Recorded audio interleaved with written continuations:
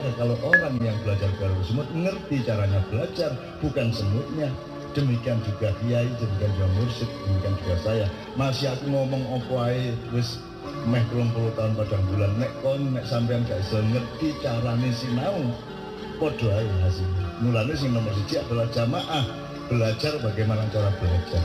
Belajar bagaimana mencapai ilmu, mencapai berkah, mencapai ridho Allah. Jadi nomor 1 subjeknya adalah Anda.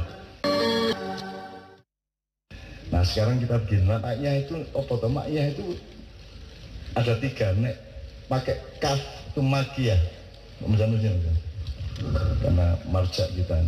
Kalau makia mama ana makia yang bersifat Mekah, yang bersifat Mekah, ya. yang berakar Mekah, berarti akidah. Jadi bukan teologi. Kalau teologi itu ilmu tentang akidah. Betul. Ya. Nah ilmu itu belum ada zaman Rasulullah. Ilmu akidah itu yang tidak ada, usuluddin yang tidak ada. Jadi jangan mengandalkan ilmu. Meskipun ilmu sangat penting, tapi dia bukan andalan utama. Oke. Kalau pakai kaf berarti berhati Mekah. Nah, berarti Anda adalah di surat Al-Quraisy apa? Li'ila fi Quraisyin ila fi fal ya'budu rabb hadzal bait alladzi at'amahu min ju' wa amanahu min khauf. Ini kebanyakan orang tidak berani menjalankan ini. Kalau Anda benar-benar mengabdi, melayani, ya, menggantungkan diri kepada rabb hadzal bait, yaitu tuan rumahnya Ka'bah, maka Allah menjamin at'amahu min ju', Anda tidak akan dibiarkan kelaparan oleh Allah, dan Anda tidak dibiarkan takut kepada apapun oleh Allah kecuali kepada Dia. Maknya itu berarti adalah kata sifat atau kata kerja yang tidak kelihatan. Ormasnya tidak ada, tidak daftar di Depdagri. Padang bulan ini kita mulai sejak zaman Pak Harto masih kuat, tahun 89 kira-kira, dan tidak pernah minta izin secara resmi kepada kepolisian atau kepada Pemda untuk tidak ada izin keramaian yang tidak ada. Bukan karena kita melanggar, nggak ada kok maknya kalau apa izin barang dianggap gak ono, tapi ternyata ono. Jadi gak jelas, berarti dia tidak termasuk warga negara Indonesia, mereka gak jelas. Jadi tidak perlu izin apa-apa ngono ya Rek ya. Lah wis enak malah sluman gak ono masalah. Oke. Berarti dia kata kerja, dia kata sifat, berarti dia efektivitasnya, goalnya ada pada beberapa level. 1, level individu, keluarga, dan masyarakat. Anda merasa berubah enggak? Ada yang berubah enggak dalam hidupmu setelah Anda ngikutin maknya entah sekali, entah 10 kali? Ada yang berubah?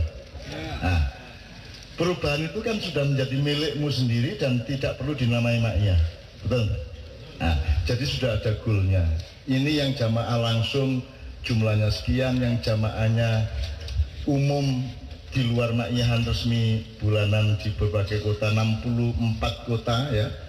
Ya, ada yang umum-umum kayak di Gresik di mana, di Sidoarjo di mana kan maknyahan juga, tapi yang datang dari jamaah maknya kan paling 10%, 20%, yang 80% kan masyarakat umum, dan mereka juga mengalami perubahan-perubahan dalam hidup mereka. Terus yang paling banyak adalah YouTubers alaihi salam. Wa alihi wa ashabihi ajma'in. Yang jumlahnya tidak bisa kita duga, tidak bisa diteliti, karena tidak mungkin melakukan sensus. Tapi saya tidak pernah ketemu orang dimanapun yang bukan YouTuber. Tidak pernah. Bondek warung, bondek rest area tol, bondek wis ndek ndi wis. Gak iso aku kepethuk wong sing YouTuber. Oke, berarti gini sekarang. Pertama levelnya adalah engkau, keluargamu, kerumunan kerabatmu dan masyarakat. Itu level pertama. Ada yang berubah 5%, ada yang 10%, ada yang total, Mas. Ono sing total perubahan. Jadi kemarin pembicara di Mojopat Sapa itu adalah aktivis maknya di Solo yang beragama Katolik. Tapi ya sibuk dengan kata istiqomah, maknya, subhanallah. Kok niku Katolik kok subhanallah. Gak masalah harus bapak-bapak kono. Wong kabeh dhek Gusti Allah. Aku duduk dewan jurine urip ya. Dewan jurine Allah. Gus Jarno Gusti Allah. Kono aja dhek muring-muring. Ana meneh situk sing mlebu Islam tapi bapakne Kristen. Terus bapaknya meninggal dalam keadaan Kristen dan dia tanya ke semua orang-orang Islam yang pintar-pintar dan mengatakan tidak ada gunanya kamu mendoakan bapakmu karena dia sudah terlanjur mati dalam keadaan kafir. Terus takon nang aku dengan sedih karena dia sepanjang hidup meskipun dia sudah masuk Islam dia merasa menderita dan sedih karena bapaknya sudah tidak mungkin ditolong. Terus saya bilang, ono rumus lho rek. Idza mata bunu adam min qata amalu min salatin sadaqatin jariyatin aw ilmin yuntafa'u bihi aw waladin sholihin yad'ulah. Itu tidak ada batasan yang jelas. Pokoknya angger ono arek soleh mendoakan bapaknya, tidak ada batasan dari son.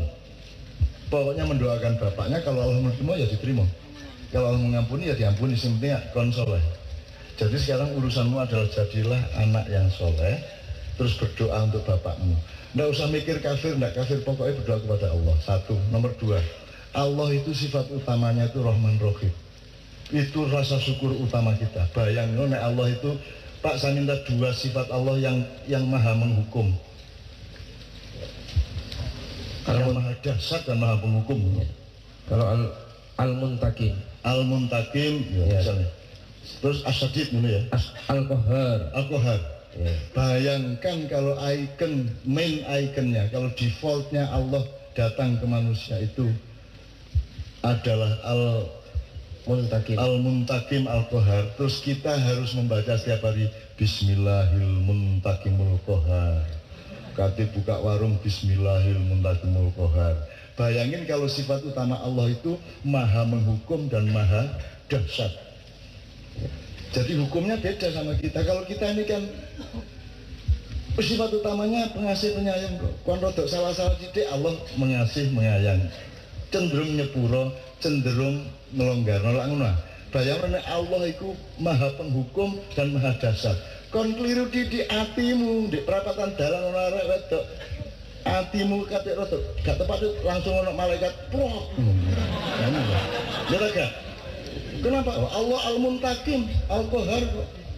Jadi tindakan utamanya adalah sebagai penghukum dan hukumannya sangat dahsyat. Kon kok mangan karo bojomu eling arek wedok, kon gak mek kecakot tuh gelilatmu kan. Yang Al-Muntakim ya, gitu. Untung Allah itu sifat utama ke kita itu adalah primernya adalah Rahman Rahim. Jadi kecenderungan memaafkan, mengampuni sangat besar. Dia ngukum ya iya, tapi itu nomor dua. Yang nomor satu adalah menyayangi, mencintai, mengayomi, betul enggak? Itu rasa syukur nomor. Tadi wis tak kabeh wong kalah kalau Bismillahirrahmanirrahim, Mbak. Maknya ikan wis tambah suwe iku tambah dikenal orang sebagai wong apa ya? Siji, mandiri. Yo gak njalukan, kita ngoten. Gak ngerampek, gak ngemis-ngemis ngono. Mandiri arek-arek. Nomor loro. Seduluran tulung menulung, nemen arek-arek iku. Pokoknya begitu wis kepethuk ndek kene wis dulur terus. Kita ngoten. Bahkan kok mulai misalnya ono lampu merah arek-arek masih jam 4 isuk ya gak dilanggar karo arek-arek. Tahu tak aku ngongkon-kon. Gak ojo dilanggar lalu lintas gak. Iku lak mau cokol-cokol dhewe. Misalnya keamanan kalau kita salaman di daerah-daerah. Tahu tak diwurui keamanan ini, ayo Lutfi jadi komandan, gak tahu murui ngongkon-ngongkon, gak tahu cokol dewe kebaikan, aturan khilafah semua muncul dan lahir sendiri dari hatimu, dari pikiranmu, dari kecerdasanmu, betul enggak? Dan adakah sistem pengamanan acara melebihi maknya? Sampai sekarang ada penelitian S2 di Universitas Amsterdam mengenai security maknya. Dan ini tawaran yang bisa menjawab kegelisahan semua sarjana-sarjana barat mengenai keamanan sipil. Dan di maknya, alhamdulillah loh, biyen jek ono awal-awal sing nyopet. Saiki wis ya tapi nek galuk sing nyopet blas ya gak enak ya ono lah situk-situk ngono. Cek manusiawi ya. Gak apa-apa nek galuk sing nyopet kon copet-copet napa. Nggak perlu tiba Delon, oh ya dijawab gitu. Oke ya Mas. Nah, level ke-1 ini sudah insya Allah tinggal berjalan. Kalau ini makin meluas, tidak tergantung lagi Anda Indonesia keadaannya apa, wong ada Anda kok. Kita mboten. Kampungmu ya apa ae, ono awakmu kok. Kan tadi satu, mandiri, tolong menolong. Apalagi Mas? Ciri anak maknya itu. Persaudaraan. Berdaulat jelas, berdaulat mandiri. Apa meneh? Toleran. Ya arek maknya makin lama mereka sangat toleran kok sing diomongne sampean ae. Ya tok sangat toleran. Bijaksana. Ya tak gak metutu. Gak keminter. Kita betul. Jadi maknya tidak ada etos keminter. Yang minteri wong gak ono. Bahkan sangat arif ketika mereka bermain medsos itu. Ya tak delok, mesti aku kan di medsos tapi kan tak delok kekodohan deh. Ngono ya. Ya. Gitu ya. Apalagi Mas, coba saya minta 2-3 lagi kalau ada. Ciri anak ngalah. Ngalah ya. Terus kata rabi dilamar wong kok kayak ngono ya. Perkara gelut nek jopo ke urusan kedua ya. Ya saya ngalah ya ngalah. Ngalahi gak kalah loh ya. Nyallah. Oke, apa menere? Penyeimbang. Jadi dia mesti menjadi neraca di dalam satu situasi sosial. Jadi Anda menjadi andalan di kantormu, menjadi andalan di kampungmu, menjadi andalan di keluargamu. Gitu. Mesti lu apik sikapmu nang ibumu ya tak? Mesti lu apik sikapmu nang ibumu. Gak enak rasanya nek gak hormat karo ibu. Lah ngono, gak enak rasanya. Masya ya cik bolong-bolong tapi kan luwes regep sembahyang saiki timbangane wingi-wingi kan ya. Kita mboten. Ana arek Kiai Kanjeng Biyen sing bagian angkut-angkut iki jenenge Pak Rahmat Mulyono iku sregep sembahyang. Jadi hidupnya itu kelak dia meninggal dan dia dimakamkan di samping seorang kiai besar di Klaten. Di sebuah komplek yang sangat khusus dan itu sangat mengherankan kok Rahmat itu bisa dimakamkan di situ. Ternyata nek aku mengalami mergo loro dhek sregepe ndek dunya iki, siji adus, siji sembayang. Dadi pokoknya anggar ketok sumur gak tahan deh. Dadi nek karo kiai ngebis engko mampir warung ngono ya, mangan siang. Rahmat mesti celolak-celolok ndolek sumur. Begitu ana sumur langsung muda, langsung ngene-ngene iki. Ya cuman kelemahannya mudane iki mana. Cuman dhek adus itu sregep, sedina ku mbok ping 10 ping 20. Nang Australia, kita dari perjalanan dari Melbourne ke Canberra pakai bis, tidak pakai pesawat. Karena rombongan bareng, alatnya besar.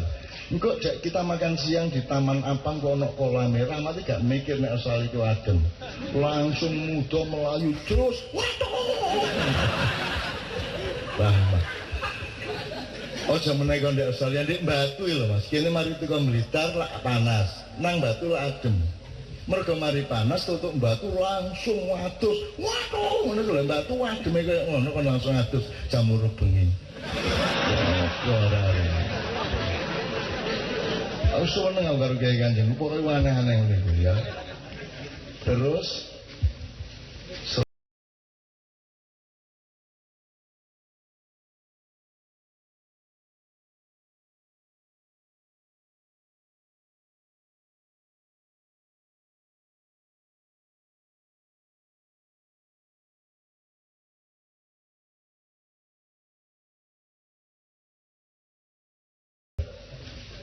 neng aku sregep sembahyang, gue mesti kalah karo aku.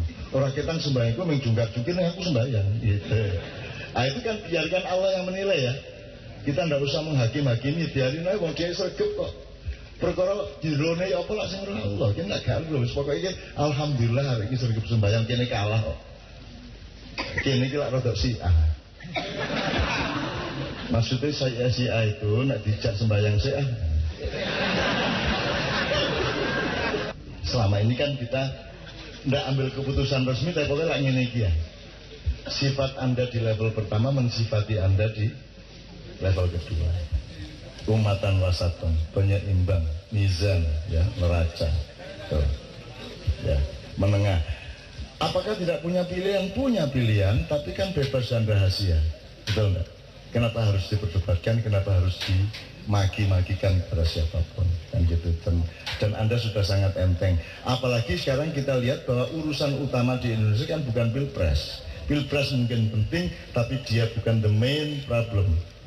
Sabrang mengatakan, ini aku selalu mengutip Sabrang, qala Sabrang radhiyallahu anhu. Kata Sabrang, lah iya, wong kita tuh naik bis saja tidak pernah nanya nama supirnya loh. Anda naik ke Bungurase terus kate trayek mending terus kontak-kontak supirnya sapa itu? Lagak sih, anak piro? Lagak sih, Islam tak dudu, PKI tak dudu, lagak sih, lagak takon ya. Kita naik bis saja urusannya kan sama trayek loh. Iki nang Semarang, Tanang Malang, lah ngono. Lah kok pilpres itu gak diurus trayeke, sing diutek-utek iku supire lho. Ini tak buat. Iki apa sih iki? Kalah karo wong di terminal lah ngono Indonesia iki. Jadi demokrasi nasional kalah karo wong terminal, wong di terminal aja sing didelok iku trayeke kok. Kok politik nasional sing didelok jenenge supire.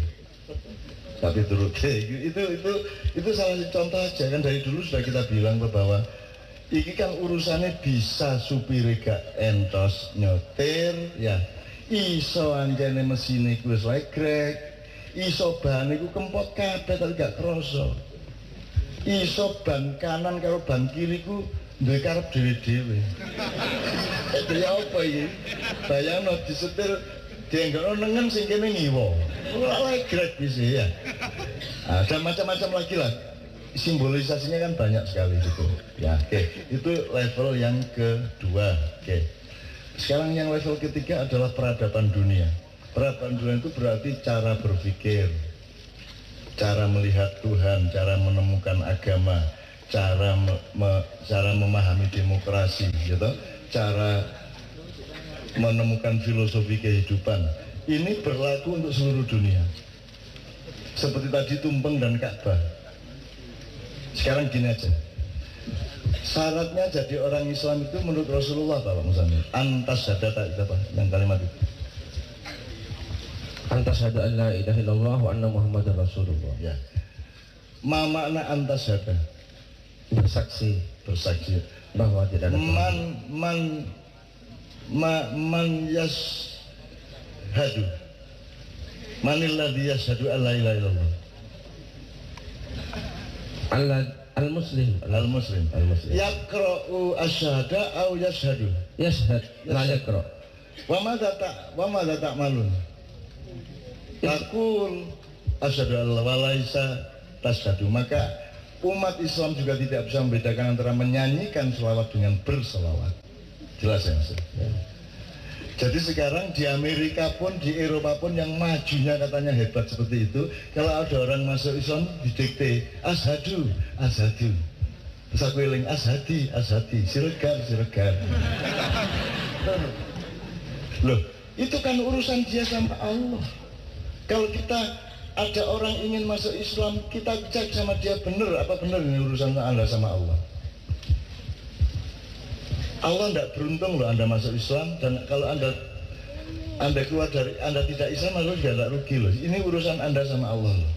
Dan Anda bersahadat itu bukan membaca syahadat nomor 1, tapi Anda bersahadat, dan itu bisa Anda lakukan nanti di rumah, tidak usah di sini, sambil jalan di bis juga bisa. Itu yang penting perjanjian dan pengakuanmu dengan kepada Allah. Tidak pakai kalimat boleh enggak antas dada itu? Boleh. Laisa bilisan. Boleh. Artinya diomongkan di dalam hati boleh enggak? Itu yang bahkan yang paling penting. Yang terpenting justru diomongkan dalam hati. Jadi bukan orang Islam itu diislamkan. Kan bagaimana? Apa mungkin ada orang diislamkan? Tidak bisa. Orang mengislamkan dirinya sendiri. Betul. Kan begitu. Nek disunat itu hanya nih yo. Masa kon sunat dhewe. Mau ini. Terus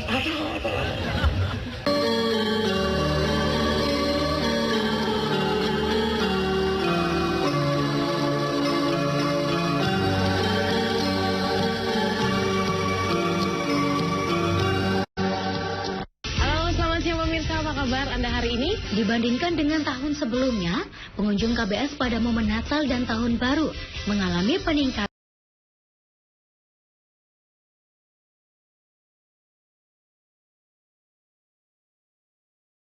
2%. Pengerjaan recovery Jalan Raya Gubeng Surabaya terus dikebut agar pada saat pergantian tahun baru bisa dilewati. Banjir juga merendam lebih dari 60 hektar areal pertanian di 4 desa. Harga cabai rawit hampir mendekati angka Rp50.000 per kilogram.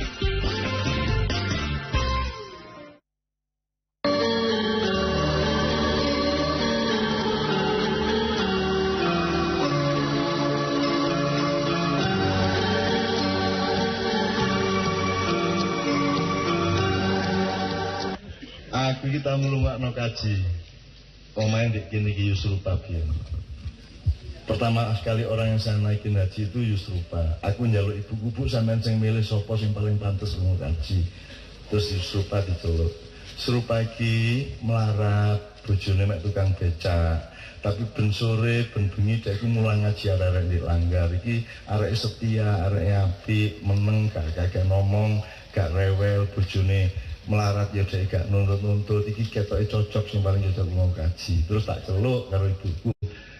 Pas Rupa jare ibuku kon niku dilungokno kaji karo Cak Nun. Terus dhek njawab, "Yusuf aku njawab nggih." Gak ono nadane, raine ya biasa.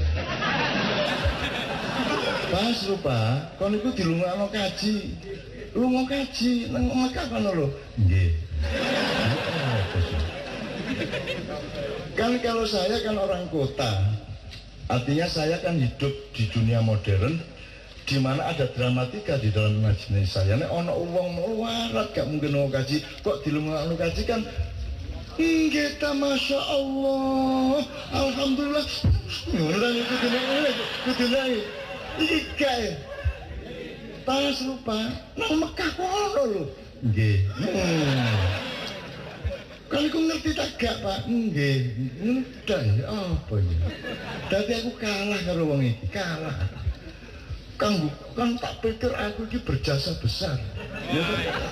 Duit sak ono kae tak kena gelungo kaji, dadi aku iki dramatis nang awakku dhewe dadak sing tak lungo kaji. Nggih, ngerti. Ya betul. Sing sufi sing sapa iki? Sing sufi lak sing iku mah nggih ngerti. Kait ketika masalah teknis saiki nek ngono ngene kakon kate duwe KTP tegak. Kalau njaluk tolong Cak Nas kono gawe KTP. Mari ngono tek gawe paspor ngoten ta ngono tok. Jadi ketika urusannya keduniaan baru dia agak kaget ngoten ta ngono. Ketika urusan Allah nggih. Karena sama Allah dia sudah tidak pernah jauh. Jadi untuk bertamu ke Allah bagi dia sebagai pekerjaan sehari-hari. Jadi ya nggih ngono tok. Terus aku lah ya elek-elek aku ya gak kepingin nemen-nemen dadi wong sing gak tapek di amal sedekah infak ngono ya. Dadi aku karo Mbak Via karo anak-anakku sering keliling ngono ya pokoke ana ketoke cocok tak kei dhuwit.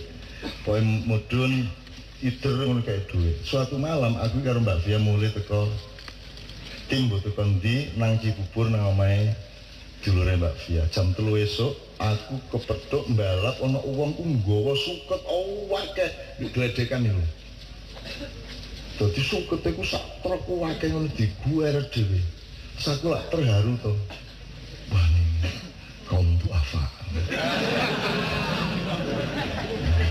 Aku terharu dan aku mendramatisir diriku. Ya, terus aku leren mundur set. Tak parkir, aku mudun, tak kei duit 350. Kan bayanganku kan, ya Allah, menurut kan seterusnya ngono ya. Matur nuwun, nek wong Jawa matur nuwun, mugi-mugi rezeki nang ngono. Iki gak pantake, "Cile, dapat rezeki nih gue pagi-pagi." Cile, gile nih. Ah, pasti mau tahu.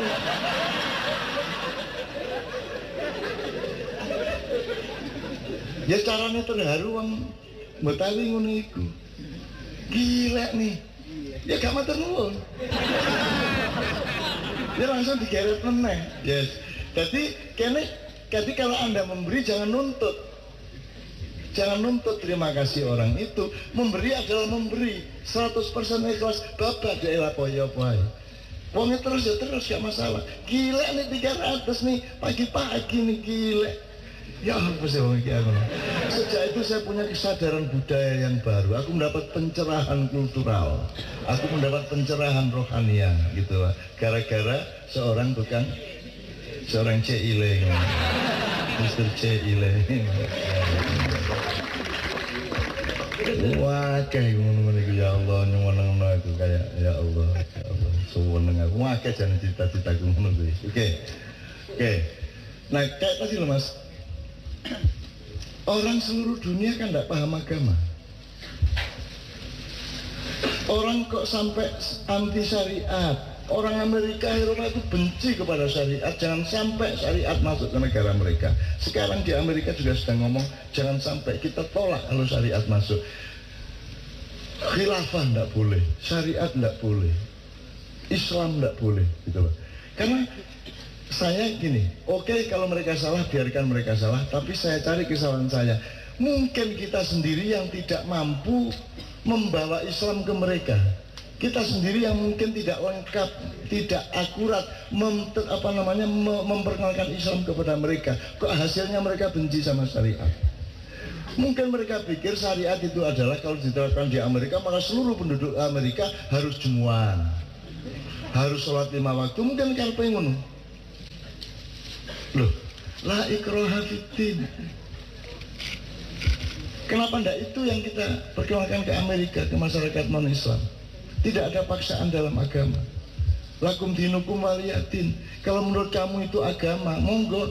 Kalau saya ini yang agama itu bukan, gitu loh. Monggo enggak apa-apa. Lakum dinukum waliyadin. Inna dina indallahil Islam. Sesungguhnya yang bagi Allah agama itu ini, yang itu bukan, yang ngono. Kalau saya menerjemahkannya, bukan sesungguhnya agama yang diridhoi oleh Allah adalah Islam. Oh, berarti Allah bikin banyak agama yang diridhoi satu. Loh, aneh-aneh sampean ini. Nek anjene ridho ya siji ae gawe kabeh melo lak ngono. Mosok enggak yake situk tok sing diridhoi. Dan mana ada kata yang diridhoi? Inna dina indallahil Islam. Kalau sampean terjemahkan Pak, original Pak. Sesuai agama menurut Allah adalah Islam. Nah, berarti koma yang bukan Islam bukan agama. Kan ini loh. Ya, tapi ini juga untukmu, bukan untuk mereka. Untuk mereka Anda tidak boleh menyakiti. Makanya Anda harus aizah kepada orang non-Islam. Anda tidak boleh tega hati, nggak boleh ngomongin kafir mereka, karena kata kafir itu sudah sangat merupakan hal yang menyakitkan dan menghina. Kecuali Anda yang dikafirkan orang tidak ada masalah. Nek kon sing dikafirno wong, kon karin jawab kok emang lho. Haram, ya. Loh. Gak kondo nek sampean Gusti Allah. Ngono ya. Nek dikafirno ya apa rek? Mure-mure. Mure-mure ngono nek kon dikafirno. Kae terus ta sampean. Nang ndi sampean selama iki? Aku wis biyen kafir sampean kae terus dino iki sadar goblok sampean. Wes kepiyen kula niku kafir, nemen kula niku kafire. Sampeyan lek ora nek titik tok, aku ki nemen kafire. Terus apa nek kon ngomong terus kon dadi kafir? Misalnya nek wedhus kon aku iki kere. Wedhus sing ngomong terus dadi kere ngono. Ya kaya wedhus tetap wedhus. Dadi siapa dirimu itu bukan berdasarkan kamu dituduh apa atau kamu mengarani awakmu apa, tapi Allah yang melihat kamu itu kafir atau muslim. Allah yang tahu. Jadi nek kon diarani kafir, muring-muring kae terus sampean. Aku dhewe kafir, aku zalim, kula niki zalim.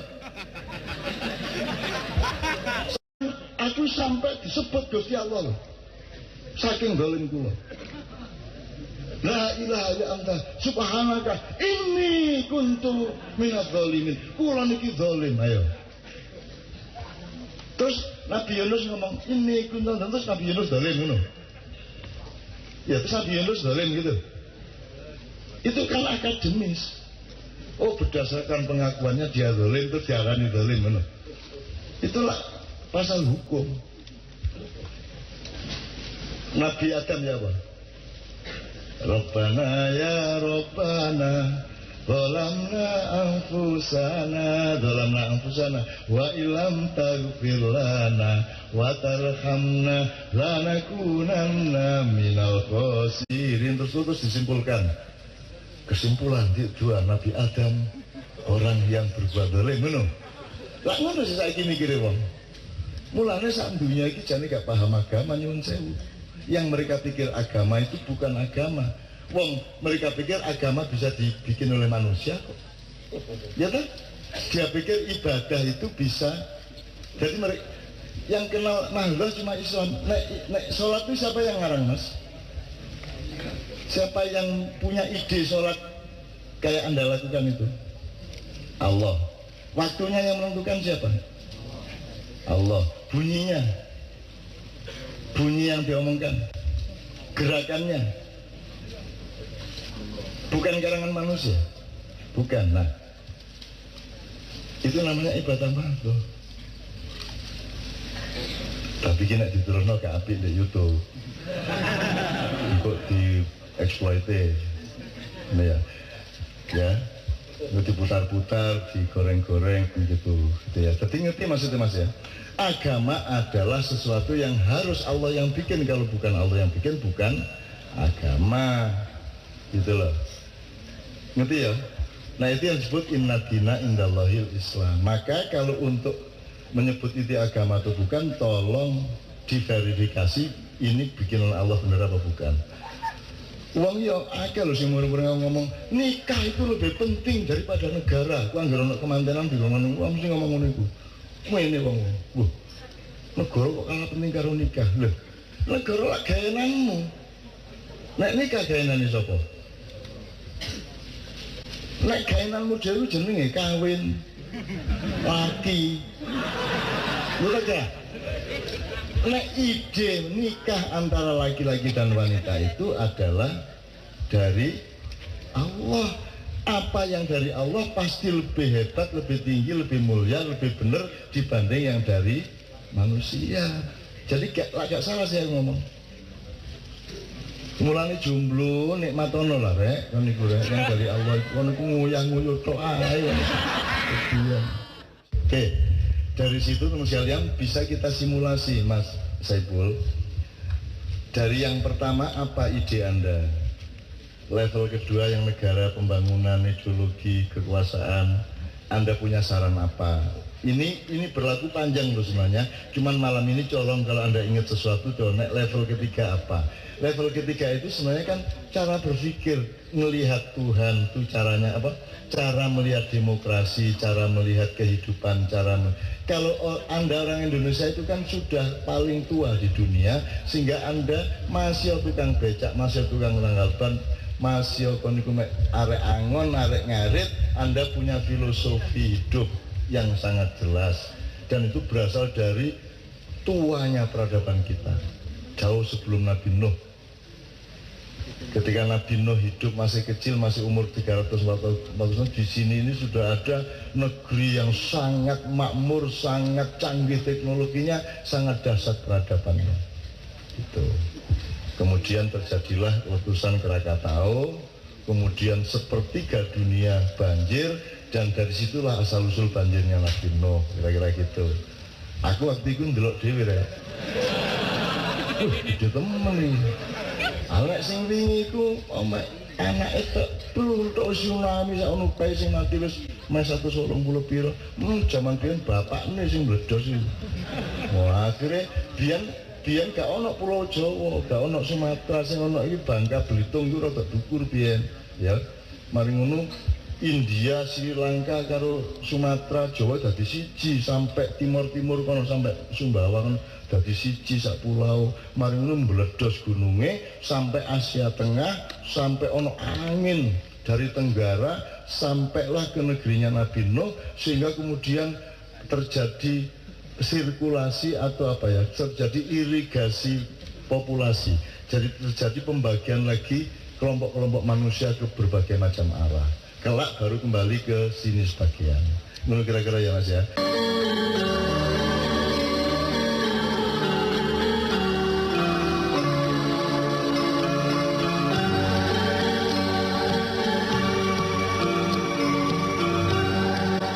Menjaga kesehatan merupakan salah satu bentuk syukur atas karunia yang diberikan Tuhan. Bertahun-tahun dunia kesehatan terus-menerus mencari cara bagi manusia untuk tetap sehat. Indonesia sebagai surga bahan-bahan alami bagi pengobatan berbagai penyakit. Kami hadir sebagai alternatif kesehatan Anda. Solusi sehat setiap hari pukul 13.30, pukul 13.30 hanya di CTV.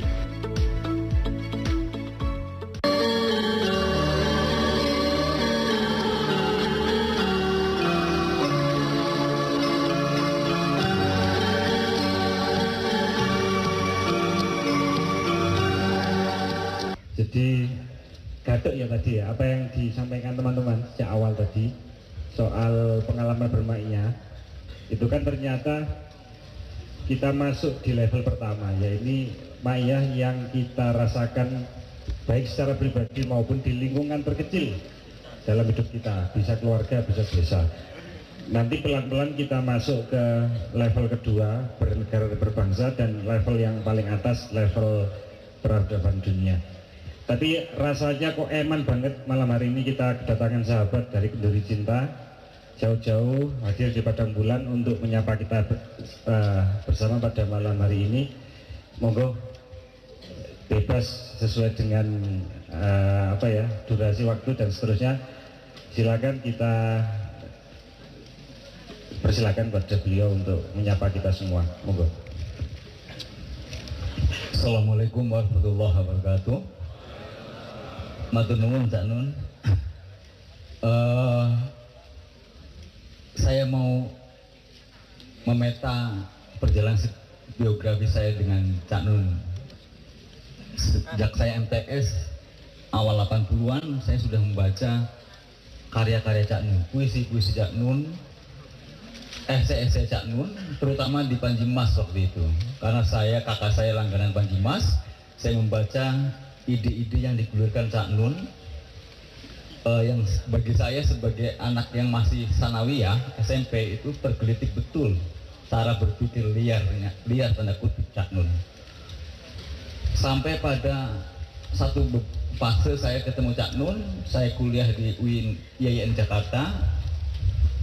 Akhir 80-an saya membawa teman-teman sekelas ke Jogja, dan Cak Nun saya di sebuah penginapan. Kami memanggil Cak Nun mau datang, padahal saya bukan siapa-siapa, dan Cak Nun nggak mau dibayar. Tabu betul. Kalau ada yang membayar Cak Nun itu sangat tabu, maka Cak Nun itu tidak mau dibayar dalam konteks seperti ini. Saya pernah bertanya ke Cak Nun, kalau Cak Nun meninggal, siapa yang akan menggantikan Cak Nun? Pernah nggak kawan-kawan Maya terlintas ketika Cak Nun meninggal? Dan Cak Nun menjawab dengan yaitu tergantung Allah, qadar-qadarnya Allah. Tapi terbayang nggak dalam diri kita, Cak Nun tidak ada, siapa yang menyemai Maya, masyarakat yang lapis bawah dari berbagai kota, dari berbagai daerah, dari berbagai negara, kemudian mendengar keluh kesah Maya. Saya merasa kalau Gus Dur meninggal, itu banyak tokoh agamawan yang bisa menggantikan, karena perahu Gus Dur NU.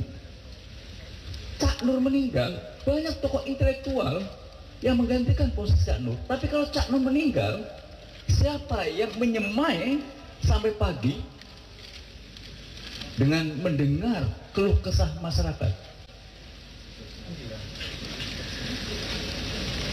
Masa Pram cerdas, tapi untuk masuk ke level Cak Nun agak berat. Saya merindukan seperti ini. Kangen saya ke Cak Nun sejak tahun 80-an awal sampai sekarang itu tidak berhenti. Ternyata yang kangen Cak Nun itu bukan hanya saya, banyak sekali jamaah Maya dan masyarakat. Dan para gadis lebih kangen rindu ke Cak Nun ketimbang ke pacarnya. Lebih mendengar pikiran Cak Nun ketimbang kekasihnya. Emak-emak, ibu-ibu itu lebih kangen ke Cak Nun ketimbang ke suaminya. Ini fakta. menurut almarhum Mas Danarto pernah bicara ke saya ketika saya numpang pulang Bandai Ting ke Ciputat, kalau Cak Nun menikah sama Mbak Via, itu gadis-gadis di berbagai provinsi akan bunuh diri, Karena Cak Nun itu ditangani oleh tidak hanya laki-laki, tidak hanya orang muda, ibu-ibu, tua-tua, kakek-kakek.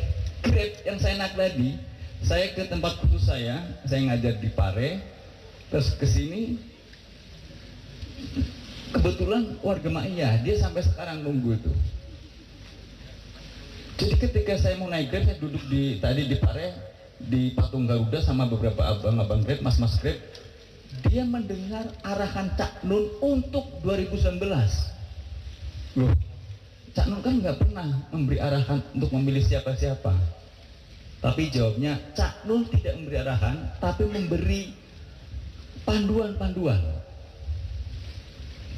Dan saya paham panduan-panduan itu. Tapi sebagai tokoh Maia, Cak Nun tidak bilang, kamu harus memilih A atau B. Tapi dipandu. Memilih pemimpin itu begini, memilih presiden itu begini. Kalau Anda disuruh memilih Nicholas Saputra, pilihan pertama satu Nicholas Saputra, kedua Cak Nun. Anda mau memilih satu apa dua? Milih satu apa dua? Pilihan pertama lagi, Anda di neraka sama banyak bintang Hollywood, ya. Pilihan pertama, pilihan satu. Pilihan kedua, Anda di surga tapi dengan perempuan desa. Milih satu apa dua? Enggak, maksudnya itu. Ini cuma panduan. Bahwa Cak Nun itu memberi panduan tapi tidak membebaskan masuk Maia untuk memilih siapa saja.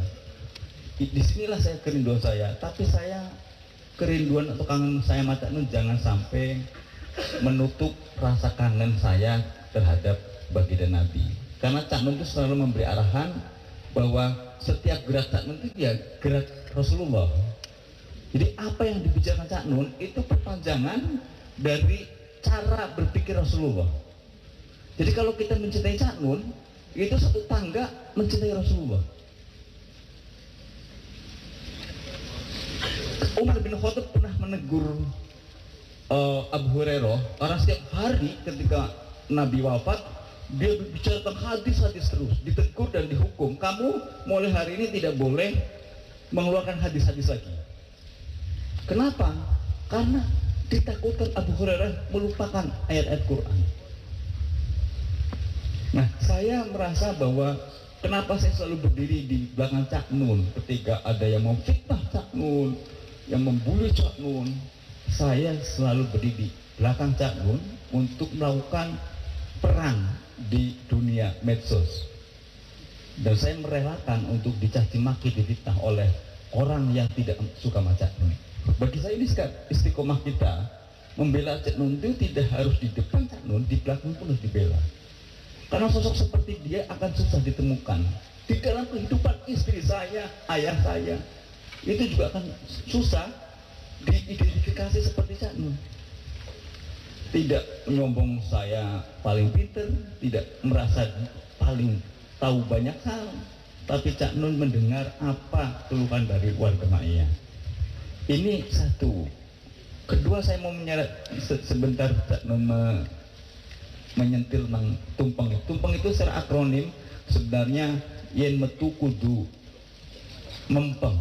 Kalau keluar harus sungguh-sungguh. Jadi ada filosofi 7 rupa di dalam tumpeng. 7 rupa itu salah satunya nasi. Pertama, nasi itu awalnya nasi putih, bukan nasi kuning. Kenapa harus putih? Karena yang dimakan itu harus bersih. Ada ayam itu ayam jago. Kenapa ayam jago? Karena ayam jago itu seringkali bersifat sombong, suka menyela pembicaraan orang lain. Maka kita kubur sifat-sifat itu. Terus ada lele. Lele itu simbol dari ketabahan.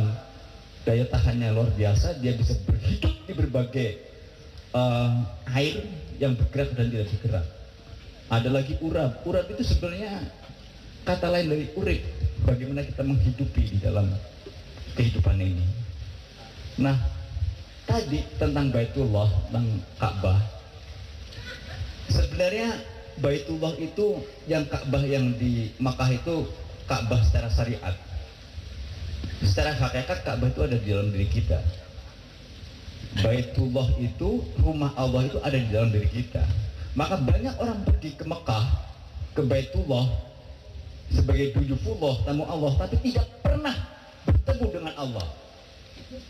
Logika orang kalau mau ketemu ke rumah orang, ke Baitullah, itu harusnya ketemu tuan rumahnya. Tapi kenapa seringkali sebagai duyufullah, sebagai haji, tidak pernah bertemu dengan tuan rumahnya? Karena tuan rumah itu ada dalam diri kita sendiri, dalam kalbu kita. Itulah makanya harus memahami filosofi tumpeng yang ada 7 warna, 7 aneka warna makanan itu. Karena apa? Hakikatnya kita itu tidak terjebak oleh ada gium lama, panca indera. Yang ada dalam diri kita sebenarnya sabta indera. Ada 7 lubang di dalam diri kita, di kepala kita. 2 mata, 2 telinga, 2 lubang hidung dan mulut. Kalau 7 ini tidak berfungsi, maka semakin dekatlah dia dengan kuburan.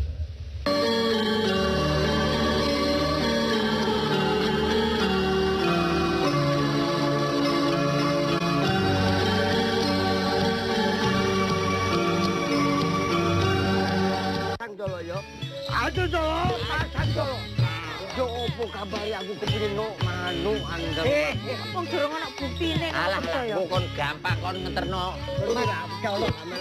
Mas, mas. Apa rajak kawat? Gawe ngerti nek marpu iki, Bu. Enek buktine, Pak. Wonten. Ndara. Niki wonten bukti otentik.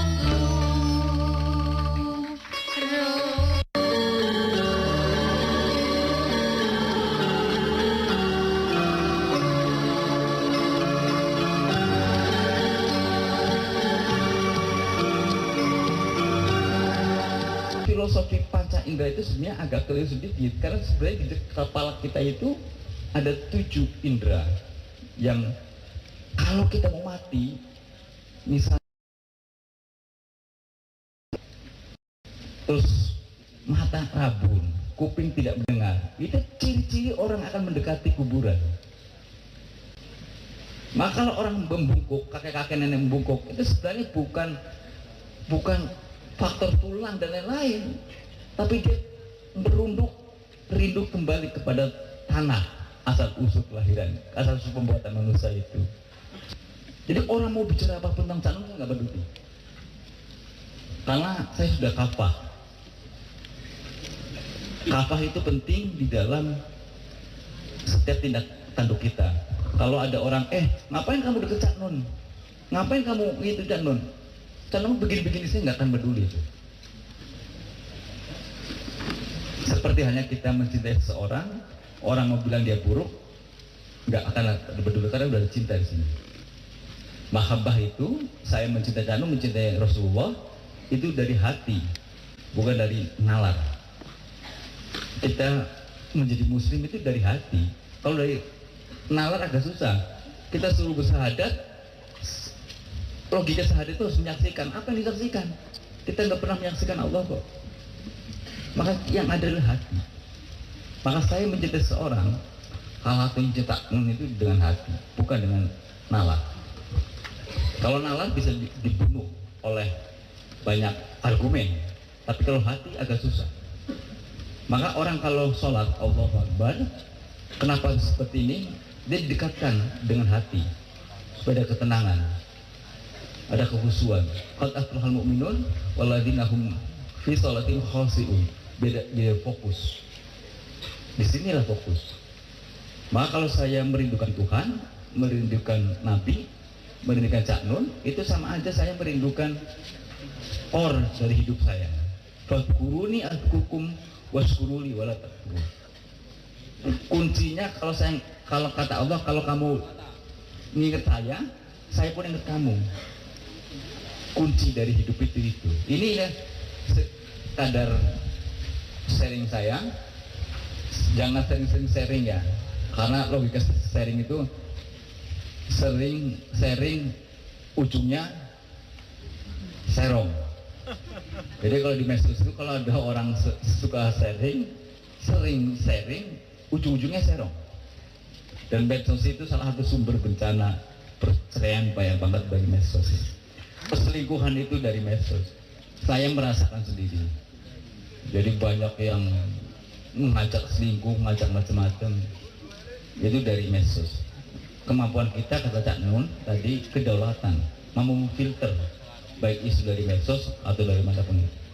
Itu aja, mudah-mudahan bisa saling teguh berada dalam jalan ma'iyah.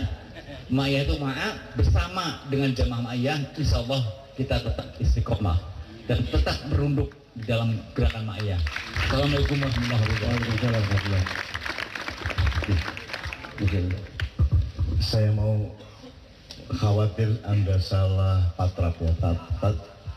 Tadi siang saya tidak kuat, patrap itu bahasa Arabnya apa ya, dia makom. Maksudnya gini loh, tadi kan tumpeng, ambeng, Ka'bah itu sebuah amsal, itu sebuah terminologi. Jangan dianggap tumpeng sebagai tumpeng, tapi tumpeng sebagai simbol dari satu struktur dan keadaan. Jadi kalau tadi kita menemukan bahwa kalau Ka'bah itu adalah lambang di mana semua orang itu punya akses yang sama untuk mendapatkan ridho Allah, dan syaratnya bukan ilmu, bukan kepandaian, bukan kehebatan, bukan kekuatan, melainkan cinta, kesetiaan, ketaatan, gitu ya. Itu tidak berarti terus tumpeng jadi salah. Tolong ya teman-teman. Nah, karena tumpeng ini sedang berada pada komparasi dengan Ka'bah. Nanti tumpeng pada terminologi yang lain, pada amsal atau simbolisme yang lain, dia berbeda lagi nilainya, gitu loh. Karena awalnya dulu ambeng, kalau ambeng ini tidak ada kandil ke atas, maka Kirono Kalijogo membikinkan tumpeng, sebab kantilnya jangan hanya horizontal tapi juga vertikal, maka dibikin tumpeng. Dan ada kesulitan teknis, kalau tumpeng langsung dibikin kayak Ka'bah kan agak sukar, maka dibikin mengerucut seperti itu. Dalam konteks bahwa tumpeng itu adalah lambang dari kantilnya kita kepada Allah, maka tumpeng itu baik.